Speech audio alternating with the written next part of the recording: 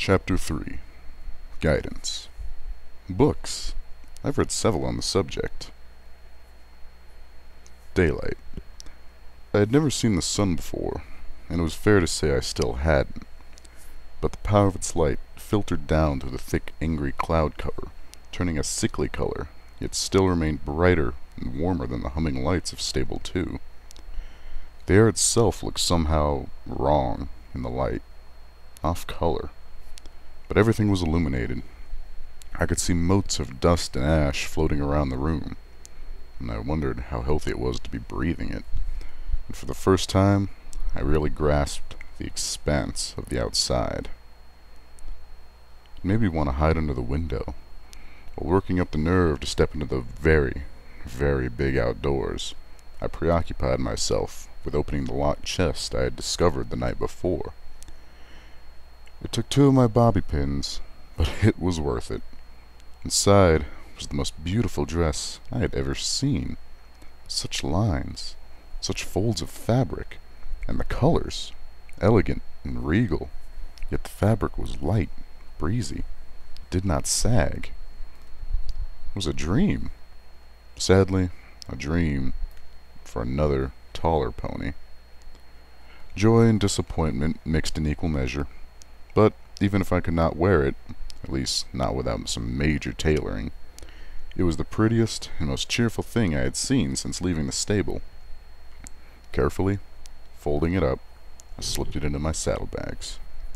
Mindful of the sniper pony from the night before, I stood back, behind the cover of an overturned table, and used my magic to open the door. A tarnished bell hanging above tinkled cheerfully. Muted sunlight poured in. The sounds of outside flowed into the room, the twitter of birds, the faraway sloshing of the river. Fresh air pushed back the stale. Cautiously, I moved into the doorway and looked about. Post-apocalyptic Ponyville was a rotting skeleton of a once homey little town. Between collapsed buildings and burned homes, the streets were littered with rubble and refuse, and everywhere garish paintings of depravity and grotesquerie. The graffiti was not limited to outside. The raiders had to face the Carousel Boutique with an ecstatic fervor. I turned from the doorway, my gaze following the lines of profanity that curled up the walls towards the rafters. Shrank back, choking in revulsion at what the sunlight revealed above me. Dozens of dead and desiccated cats had been hung from the ceiling like decorations. I had slept directly beneath 3 of them. I took an involuntary step back, one hind hoof out the door. Beep. What was that? Beep. I turned and spied the half-berry orange disc in the ground just outside the door. A little red light was pulsing on it. Beep, beep, beep. Close the door! The voice came out of nowhere, tinny and mechanical, but somehow full of urgency. My heart lurched, and I jumped back inside, slamming the door hard. The explosion just outside tore the door off its frame, hurling it and me back into the room. I crashed through a tattered vanity divider, the smoking door landing over me. Ugh! I was more shocked than hurt as I slowly dragged myself out of the door. My ears were ringing. A trap. No wonder the raider ponies hadn't invaded while I slept. They had left a little present instead. Hurry! There are more on the way. I could barely make out the voice. My ears felt like they were stuffed with cotton candy. Who are you? I queried, but moved to throw my canteens over my neck while magically drawing out the combat shotgun. I had been dismayed to learn that it had only had 1 shot left, but if a raider pony stepped through the door, I intended to make it count. An entirely different voice replied. Come out, whoever you are. The head of a raider pony slid into the doorway, grinning maniacally with something in her teeth. It looked like a metal apple. She tossed her head and flew into the room at me, but the stem stayed behind in her teeth. A memory flashed through my mind. I, as a younger pony, trotting to the stable schoolroom when an older pony stepped out of a doorway and heaved a water balloon at me. It had burst against my horn, soaking me in my homework. Hey! Don't look so sad, blank flanks. I was just trying to help you. You know, in case your cutie mark is supposed to be a target. The older pony laughed and hurried off to class, leaving me dripping and miserable in the hall. Lesson learned. When some pony throws something at you, don't let it hit you. Don't even let it hit near you, because it might splash. The combat shotgun clattered to the floor as I focused my magic on the metal apple, catching it and hurling it back out the door. The grenade barely cleared the door frame when it exploded. Dust and splinters of wood flew at me, getting in my eyes. A tinkling erupted at my feet. Looking down, blinking the debris from my eyes, I saw the little bell from over the door had landed, mangled, at my hooves. My eyes hurt, and I kept blinking to clear them. Cautiously, lifting the combat shotgun again, I edged towards the door. I could barely see the foreleg of the raider pony around the edge of the door frame, completely still. With a second thought, I levitated the table so that it formed a barricade over the lower half of the doorway, and crawled up behind it. Quickly popping my head up, I looked to see if the raider pony was still conscious. The leg wasn't attached to the rest of the pony. It took me a moment to spot the rest of her torn body, mercifully dead. I dropped back under cover, feeling a strangeness pass over me. I had just killed some pony. Sneaking out of Ponyville had been harrowing. I realized early that I had been neglecting my eyes for its sparkle. Once I had brought up my EFS, it was far easier to determine where the raider ponies were, and to avoid them. Despite actively looking for me, the raider ponies proved less than adept hunters. Using my magic to bang a mailbox lid down the street, or break an empty bottle against a freestanding chimney several yards away proved sufficient distraction to get past them. I had almost made it past the last house when the sniper pony started taking shots at me again. The closest shot grazed my flank, a slash of burning pain and flowing blood. Fortunately, the wound looked far worse than it was, and even my meager medical skills were enough to stop the bleeding and bandage it. I crouched in a gully, sheltered by trees, and fought to catch my breath. Somewhere in the distance, I heard music playing. The rumble from my stomach was much louder, reminding me that I hadn't eaten in almost a day. I floated out one of the apples from my saddlebags, while I uncorked one of my canteens. Of course, I had no more than taken a sip when my pitbuck threw a dancing red light into my EFS compass. Not coming from the raider town, but from up ahead, deeper in the hilly wood. Of course, something else was coming to get me, because the wasteland clearly hated me. I recorked the canteen and stood up, wincing at the flare of heat in my wounded flank. I lifted the combat shotgun, still with its single shot, and perked my ears to listen. My surroundings were quiet. Even the music was gone. Then I started to make out faint buzzing. I lifted the gun to eye level and focused down the top of the barrel, lining it up with the warning mark of the red on my EFS.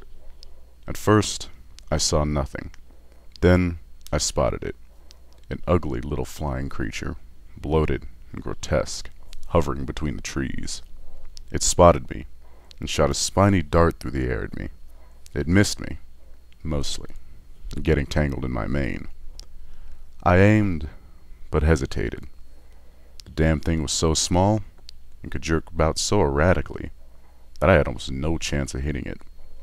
I didn't dare waste my only shot, so I did the next best thing. I dodged behind a tree and prepared to gallop.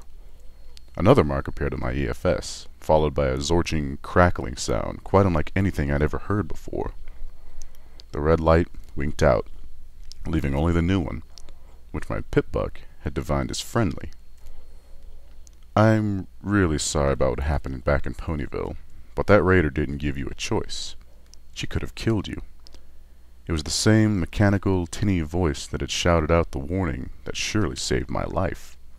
With a mixture of relief and bewilderment, I watched the sprite bot fly up to my hiding place. "Who are you?" "Who are you?" was the question that I wanted to escape my muzzle, but I suspected it would be rude. "A friend." I raised an eyebrow. "Okay, a passing acquaintance. but one that doesn't mean you any harm. After a pregnant pause, call me Watcher. I regarded the sprite bot critically. Watcher. Okay. I slipped out from behind the tree and started looking for where my apple had rolled when I dropped it. Not far away, near where the flying creature had been, I spotted a glowing pile of pink ash. You do that? Bloat sprites. That's what you get when you mix a parasprite with taint. Can't stand 'em myself. Glad to help. Finding my apple, I levitated it up. Thank you, and thank you for the warning about that thing in the ground. Mine. I blinked. You want my apple? The sprite bot laughed, which was weird to hear since the artificial voice didn't have any inflection. No, that's what it's called. The explosive in the ground. It's called a mine. It triggers when you step close. Oh. I took a bite of the apple. That's a very stupid name for a weapon. The sprite bot laughed again. It was a little unnerving. Then, strangely, I found myself chuckling as well. I really thought you meant my apple was yours. I'd share if you wanted, although I don't know what you'd do with it since you can't eat. Huh? For having no emotion in its voice, the sprite bot did a good job at conveying confusion. You don't eat food because you're a robot and you don't have a mouth. A third time with the laughter, although this was more of a slight chuckle. Oh, you mean the sprite bot. Well, at least I wasn't the only one this conversation had managed to confuse, although I was more confused now than ever. The sprite bot isn't actually me. I'm somewhere else. I just learned how to hack into these things to communicate. And look around. I was beginning to get the picture. Then the music. Oh, gosh no. I turn that crap off the moment I hack into these things. You have no idea how old this music gets. As an afterthought, the hacker and the sprite bot added. Yet.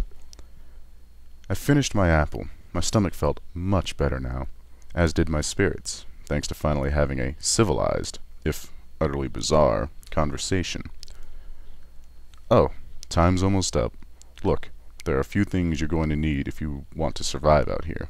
A weapon, or at least ammo for the one you have. Armored barding, a bit of guidance, and most importantly, you need to make some friends.